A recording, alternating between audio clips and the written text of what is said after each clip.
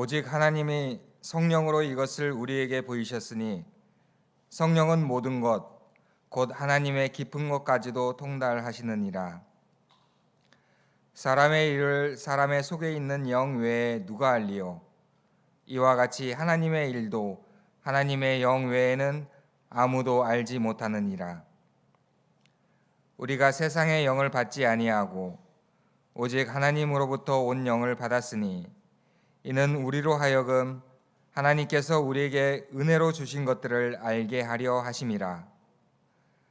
우리가 이것을 말하거니와 사람의 지혜가 가르친 말로 아니하고 오직 성령께서 가르치신 것으로 하니 영적인 일은 영적인 것으로 분별하느니라. 육에 속한 사람은 하나님의 성령의 일들을 받지 아니하나니 이는 그것들이 그에게는 어리석게 보이며 또 그는 그것들을 알 수도 없나니 그러한 일은 영적으로 분별되기 때문이라. 신령한 자는 모든 것을 판단하나 자기는 아무에게도 판단을 받지 아니하느니라. 누가 주의 마음을 알아서 주를 가르치겠느냐? 그러나 우리가 그리스도의 마음을 가졌느니라. 형제들아, 내가 신령한 자들을 대함과 같이 너희에게 말할 수 없어서 육신에 속한 자 곧 그리스도 안에서 어린 아이들을 대함과 같이 하노라.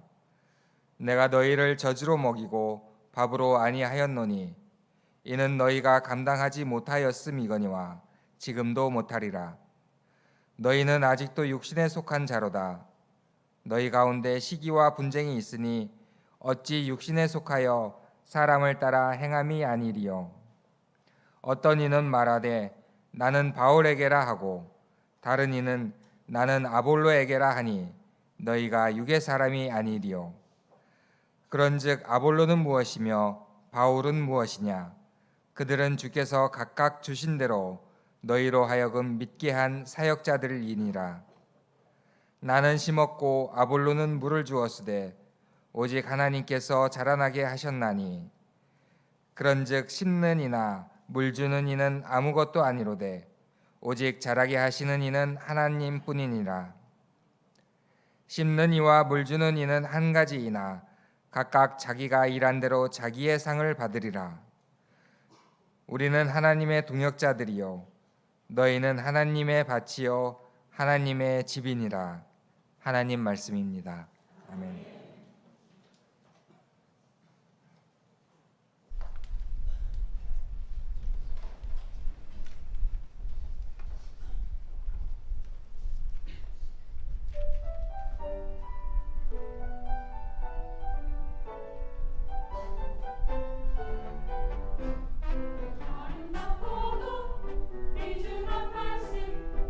생명샘과 같은 말씀 예수님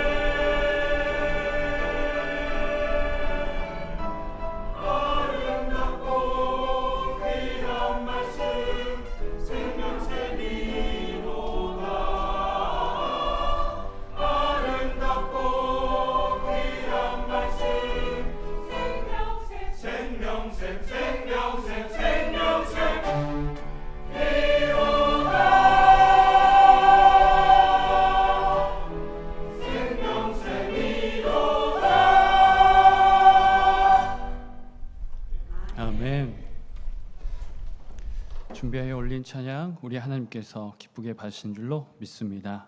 아멘.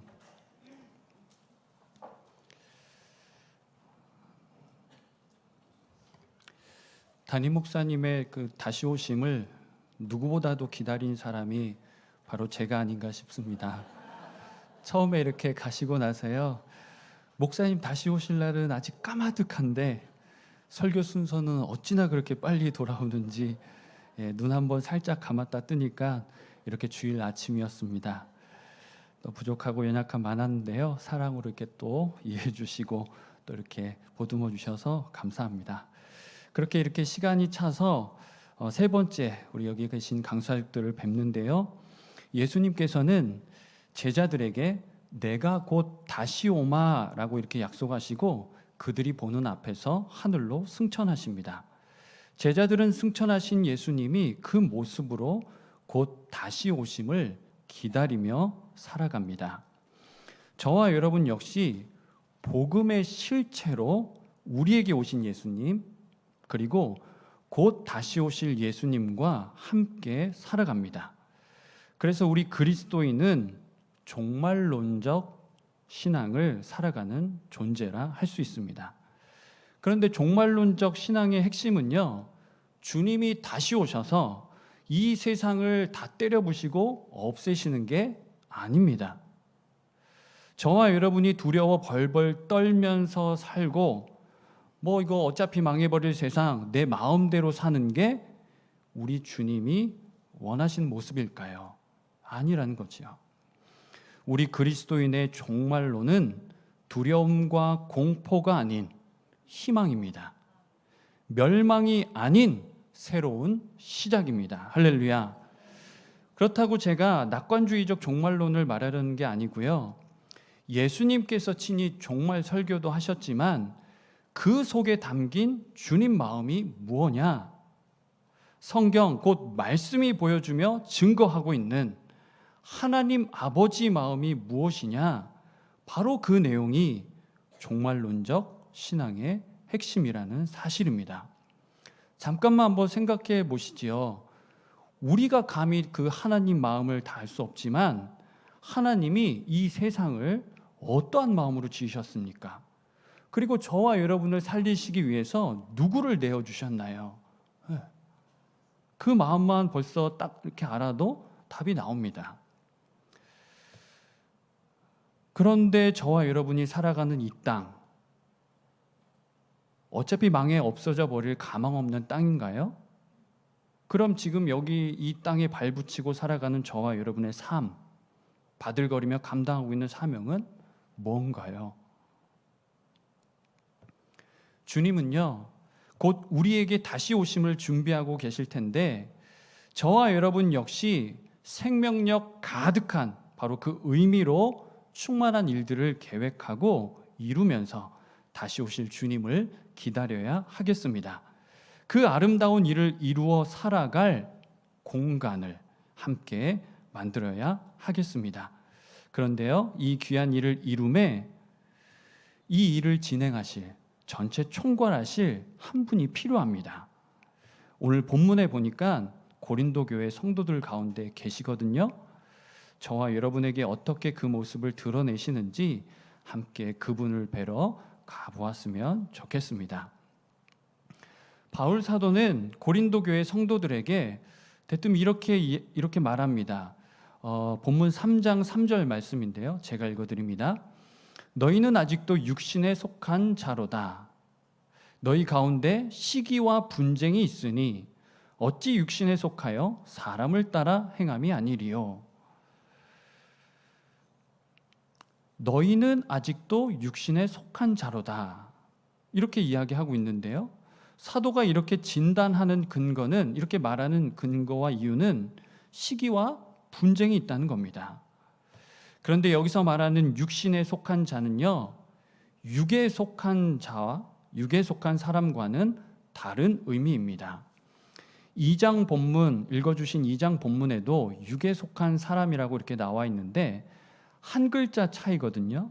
그런데요, 육에 속한 사람은 완전히 그리스도 밖에 있는 자연인을 의미하고 말하고요, 그리스도 없이 살아가는 사람, 예수 안 믿는 사람, 자연인을 말하고, 본문에서 사도가 말하는 육신에 속한 사람은 그리스도 안에 있지만 그리스도께 다스림 받지 아니하고 내가 그냥 크고 작은 모든 일들을 주도하고 처리하는 그런 육적인 사람을 말합니다.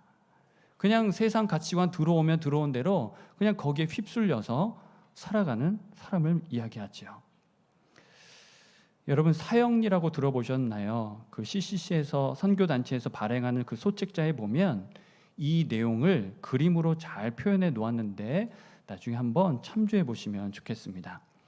그래서 정리하면 바울 사도가 성도들에게 육신에 속한 자라고 이렇게 이야기함은 성도들이 복음적인 삶이 아닌 자기 정욕을 따라 자기 정욕을 위해 인간의 방식대로, 여전히 그 인간의 방식대로 세상 가치관을 따라서 살아가고 있다는 뜻입니다. 바울 사도가 기도와 눈물로 세우지 않은 교회가 어디 있겠습니까? 헬라 문화권 한복판, 그 중에서도 항구 도시 고린도에 예수 그리스도 십자가 복음을 심고 돌본 교회, 그렇게 해서 일어난 주님 몸된 교회가 바로 고린도 교회입니다. 이렇게 귀하고 아름다운 교회 그렇게 시작을 하였는데요. 어찌 그러면 이러한 문제를 마주하게 되었을까? 그 원인이 무엇인지, 그리고 사도는 이에 대해서 성도들을 어떻게 가이드해주고 있는지, 그리고 더불어서 이 내용을 주님이 저와 여러분에게 주시는 메시지로 바로 가져와 보면 좋겠습니다.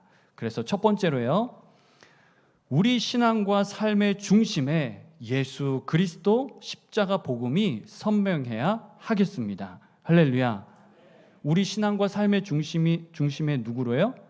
예수 그리스도 그 십자가 복음으로요. 그러니까 예수 그리스도로 우리의 중심성을 회복해야 한다는 말입니다.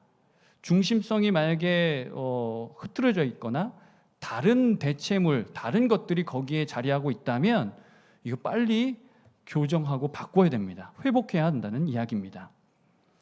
고린도 교회 성도들은 십자가 복음, 십자가에서 그 화평을 이루신 예수 그리스도를 잃어버렸습니다.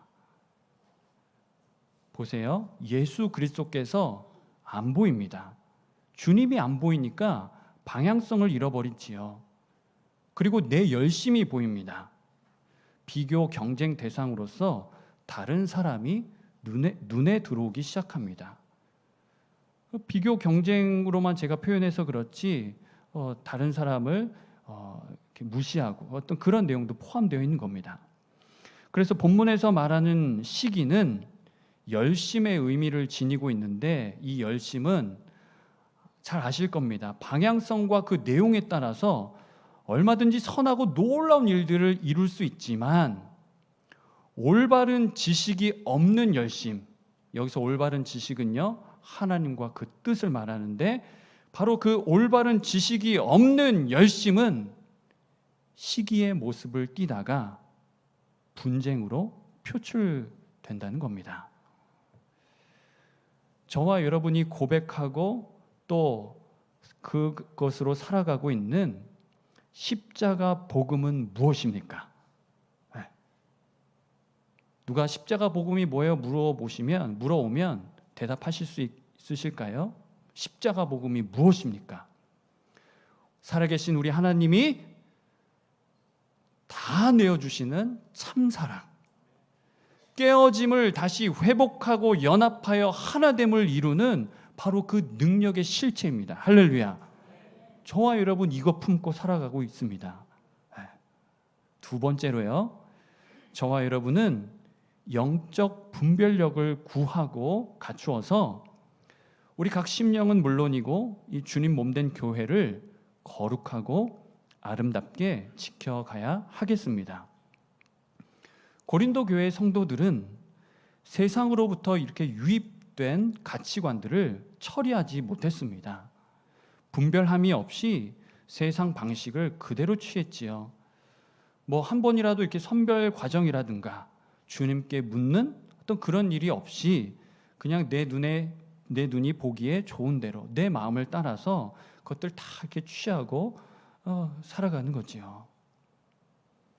그래서 사도가 본문에서 말하는 분쟁의 내용은 좀 더 심각합니다.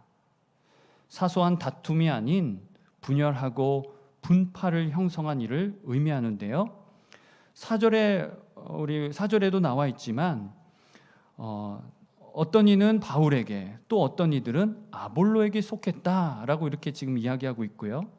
앞서 1장 12절에도 보시면 좀 더 자세히 기록되어 있는데 나는 바울파다, 나는 아볼로파다, 나는 게바파다, 베드로를 의미하고요. 나는 그리스도파다라고 이렇게 분파를 형성하고 있습니다. 느끼셨겠지만 이 고린도 교회 성도들이 형성한 분파는 이 주님의 몸된 교회의 유익을 위한 것이 절대 아닙니다. 여기에 어떠한 가치관이 숨어 있을까요? 이겁니다. 여러 요소들을 이렇게 대조해 보았을 때 너와 내가 다른 존재라고 하는 구별 지음이 있는 겁니다. 그리고 그 다른 존재라 함은 내가 너보다 우월하고 너는 나보다 못하다는 그런 의미가 거기 아주 쫙 이렇게 깔려 있는 거죠. 네. 이것이 유입되었으면 그대로 흘려보내든가 안 취하면 되는데 이것 가지고 그대로 살아가고 있습니다. 초대교회가 마주한 어려움이 오늘 우리에게도 있는데요. 그리스도인들은 세상을 떠나 신앙생활하지 않고 세상 속에서 믿음 지키고 사명 감당하며 살아가고 있기에 여러 질문들과 갈등 그리고 온갖 세상 가치관들을 마주하지요. 그러면 이렇게 막 쏟아지는 이런 내용들, 이런 것들을 어떻게 이렇게 분별하고 하나님의 것을 선택하고 정리할 수 있을까요? 그래서 주님은 사도를 통해 이렇게 말씀하십니다. 이미 암송하고 계신 구절이기도 한데요. 로마서 12장의 말씀입니다. 너희는 이 세대를 본받지 말고 오직 마음을 새롭게 함으로 변화를 받아 하나님의 선하시고 기뻐하시고 온전하신 뜻이 무엇인지 분별하도록 가라. 할렐루야. 네. 이 세대를 표준 세번역은요, 이 시대의 풍조라고 이렇게 표현하고 있는데요. 자, 지금 주님이 말씀하신 이 분별함에 있어서 선행되는 그리고 이 분별을 할 수 있는 어떤 장치들 세 가지를 지금 말씀하셨습니다. 세 가지 하실 수 있겠죠. 너희는 이 세대를 뭐 하지 말고 본받지 말고. 그렇죠. 첫 번째 내용이고요. 두 번째, 오직 무엇을? 마음을 새롭게 함으로 변화를 받아. 마지막 세 번째요. 하나님의 선하시고 기뻐하시고 온전하신 뜻이 무엇인지 알려고 힘쓰고 또 그것을 구하라. 그러면 뭐 하게 된다고요? 분별할 수 충분히. 이거는 은사 차원의 문제만이 아니라 충분히 분별할 수 있다 말씀하십니다. 마지막 세 번째로 저와 여러분은 그리스도를 아는 지식을 따라 자라가야 하겠습니다. 고린도 교회 성도들은 성장하며 성숙하기를 멈추었습니다. 바울 사도가 이 고린도 교회 세울 때 젖을 먹이면서 아주 친절하고 세심하게 이렇게 세워갔었는데 그때도 젖을 먹이면서 이렇게 길렀는데 이제는 좀 시간이 지났거든요. 그러면 젖을 떼고 이제는 밥을 먹어야 하는데 밥을 먹지 못합니다. 아니, 먹지 않습니다.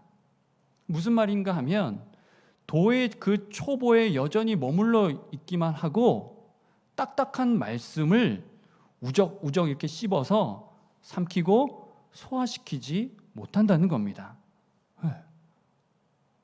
어떻게 생각하시나요? 지금 사도 바울이 본 내용은 이것인데 이와 달리 우리 성도들 자신은 스스로는 자기는 꽤나 신령한 사람, 성숙한 그리스도인이라고 자부하고 있습니다.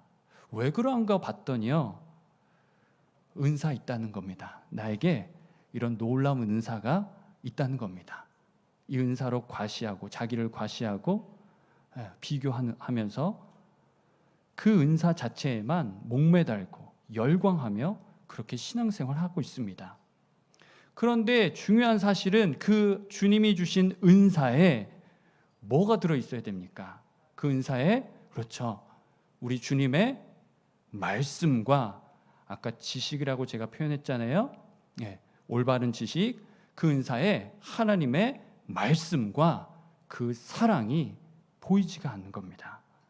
그래서 이제 고린도전서 쭉 이제 넘어가시다 보면 12장, 14장에 이제 은사에 대해서 이야기하시는데 그 13장에 무엇을 이야기하시죠? 13장 무슨 장? 맞습니다. 사랑을 말씀하십니다. 나중에 한번 보시지요. 그래서 신앙이 어느 한 부분으로 이렇게 극단적으로 치우쳐서 균형을 잃어버린, 그 균형이 깨어진 바로 그러한 모습입니다. 결론적으로 복음적인 삶, 주님이 하신 말씀을 따라 살아가는 삶이 없다는 겁니다. 자, 이제 한번 보시지요. 지금까지 짧게나마 이 고린도 교회가 마주한 상황들을 보고 이렇게 메시지로 가져왔는데요. 그럼 우리가 뵈려고 하는, 만나려고 하는 그분은 정말 이러한 교회와 성도들 가운데 계시는 거 맞을까요? 어떻게 생각하십니까? 정말 이렇게 분파를 형성하고 분쟁하고 시기한 이런 교회에 저와 여러분이 만나고자 하는 바로 그분이 거기 계시냐고요. 그분은 거기 계십니다. 할렐루야. 거기 계셔요. 주님 몸된 고린도 교회와 성도들 가운데 분명히 계십니다. 바울 사도가 2장 본문에서 바로 그분을 저와 여러분에게 말씀해 주고 계시는데요. 2장 10절 말씀 함께 읽겠습니다. 2장 10절입니다. 함께 읽습니다. 시작. 오직 하나님이 성령으로 이것을 우리에게 보이셨으니 성령은 모든 것 곧 하나님의 깊은 것까지도 통달하시느니라. 할렐루야. 그리고요, 이번에는 이제 눈으로만 한번 쭉 보세요. 11절 끝부분에 보시면 하나님의 영 보이시죠? 그리고 12절 오직 하나님으로부터 온 영. 자, 13절 오직 성령께서. 14절 하나님의 성령 말씀하십니다. 자, 이미 처음부터 다 알고 계셨으리라 생각을 하는데, 자, 저와 여러분이 만나고자 하는, 뵈려고 하는 그분은 누구신가요? 성령님이십니다. 성부, 성자와 함께 사랑으로 하나를 이루고 계시는 성령 하나님이십니다. 그래서 성령님이 누구신지 이미도 잘 알고 계시기에 또 이야기하려면 한도 끝도 없을 겁니다. 그런데요, 한 가지만 우리 분명히 하고 이렇게 넘어갔으면 좋겠습니다. 그건 뭐냐면 성령님은 저와 여러분에게 있어서 보혜사 이미지가 너무 강렬해서, 아니 어떤 보혜사 이미지만 갖고 있는 것 같습니다.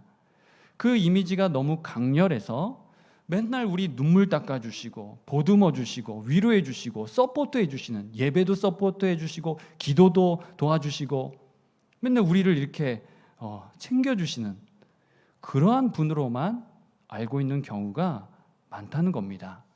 물론 그런 역할을 하시고 그러한 분 맞으시죠. 그런데 성령님은 우리 예배와 기도의 대상이십니다. 할렐루야. 우리가 드리는 경배와 찬양을 받으시며 우리 기도를 들으시고 응답해 주시는 바로 그런 분이시라는 겁니다. 성령님은 살아계신 하나님이시지요.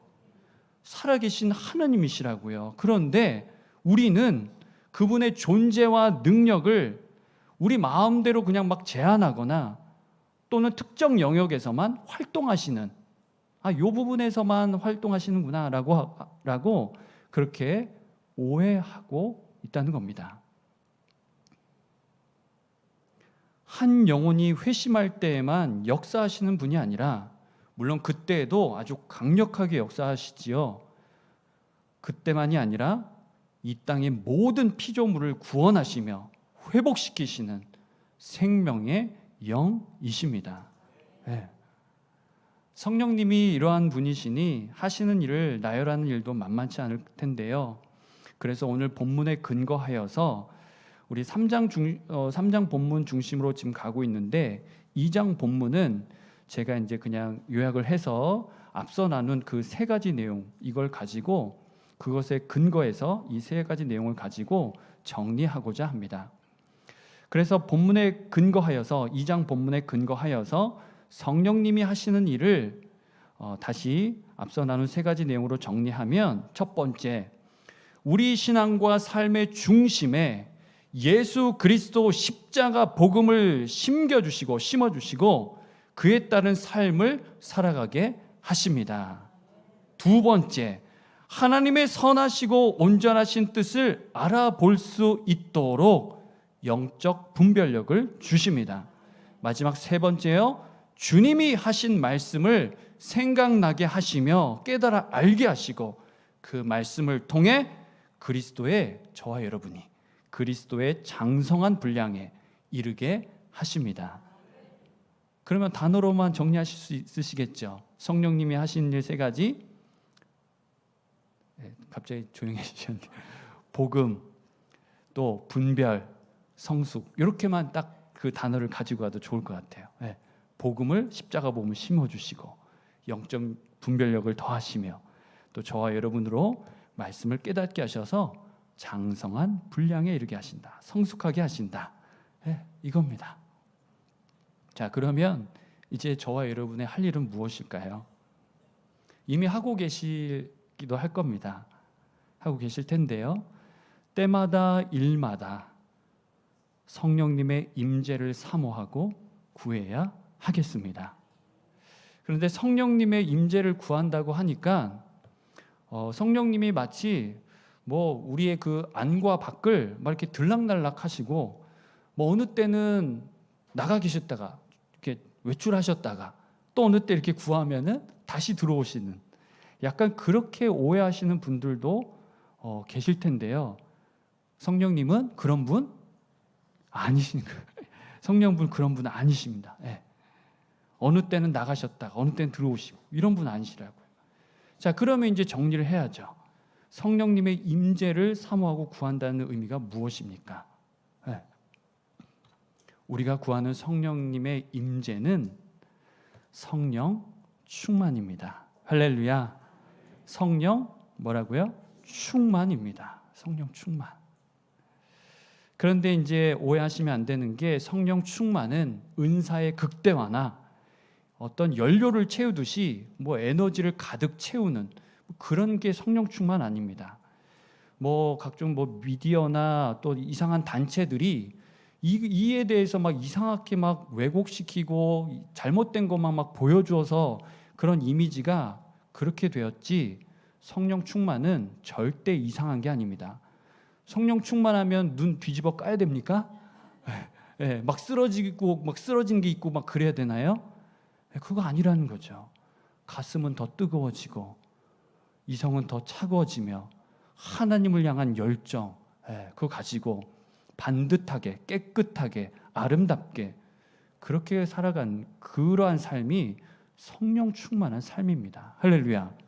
그래서 다시 정리하면요, 성령 충만은 성령님께서 나의 전 존재를 다스려 주시는 겁니다. 바로 적용하실 수 있겠죠. 그럼 성령 충만한 삶은 무엇입니까? 성령님이 나의 전 존재를 다스리시는 삶입니다. 나는 그냥 내어드리기만 하면 되죠. 주님, 성령님, 나를 내어드립니다. 마음껏 말씀하시고 역사하시며 일하시옵소서. 하나님 뜻하신 뜻 마음껏 이루어 주옵소서. 은혜 충만, 예수 충만 똑같습니다. 다른 걸로만 이렇게 충만하지 않으시면 됩니다. 네. 그리고 은혜의 영이신 성령님은 성령 충만한 교회, 성령 충만한 성도, 성령 충만한 우리를 통해 생명의 영 가득한 은혜의 공간을 만드십니다.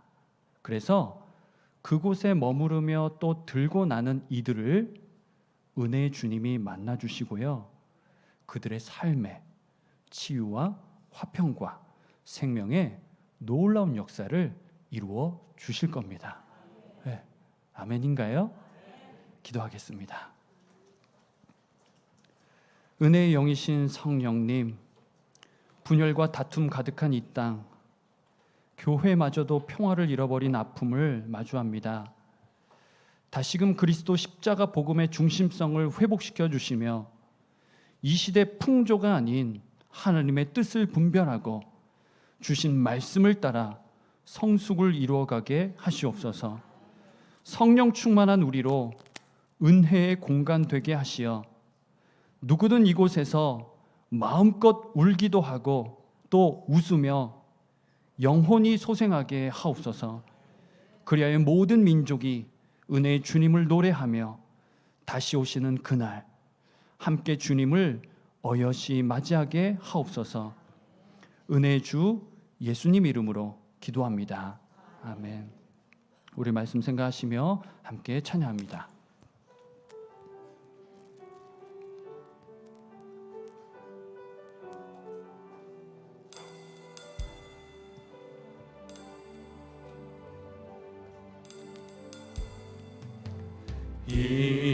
이곳에 생명샘 솟아나 눈물 골짝 지나갈 때에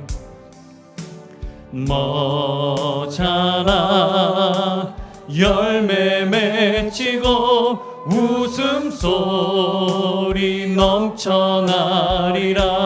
이곳에 생명샘, 이곳에 생명샘 솟아나 눈물 골짝 지나갈 때에 머자라 열매 맺히고 웃음소리 넘쳐나리라. 꽃들도 구름도 바람도 넓은 바다도 찬양하라 찬양하라 예수를. 하늘을 울리며 노래해 나의 영혼아. 은혜의 주 은혜의 주 은혜의 주. 그날에 하늘이 열리고 그날에 하늘이 열리고 모든 이가 보게 되리라. 마침내 꽃들이 피고 영광의 주가 오시리라. 꽃들도 구름도 바람도 넓은 바다도 찬양하라 찬양하라 예수를. 하늘을 울리며 노래해 나의 영혼아. 은혜의 주 은혜의 주 은혜의 주. 꽃들도 구름도 바람도 넓은 바다도 찬양하라 찬양하라 예수를. 하늘을 울리며 노래해 나의 영혼아.